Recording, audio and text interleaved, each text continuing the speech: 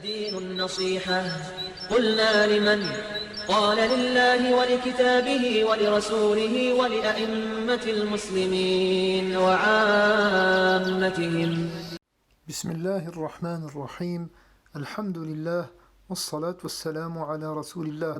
Il est rapporté, d'après Abdullah ibn Abbas radiyallahu anhuma, que le prophète sallallahu alayhi wa sallam a dit: Man tasamma'a haditha qawmin wa hum lahu karihun subba fi udhunayhi al-anuku yawm al-qiyamah.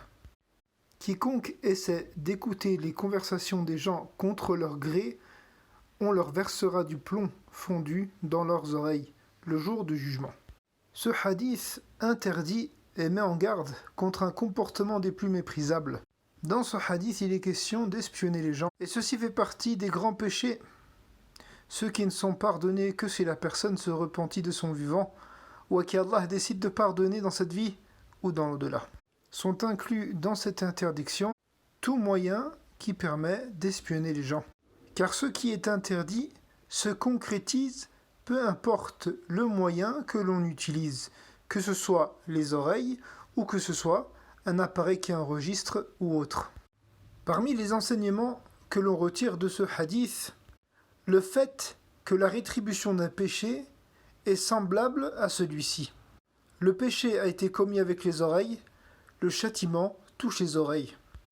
Est exclu de cette menace celui qui entend sans vouloir, par exemple, car les personnes s'entretiennent à haute voix, ou celui dont les gens ne se cachent pas.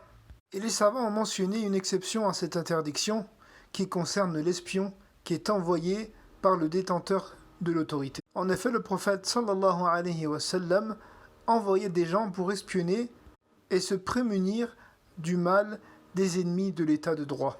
La gravité de ce péché est prouvée par ce hadith et par le châtiment terrible que mérite celui qui le commet. Cela nous montre l'aspect répugnant de cet acte.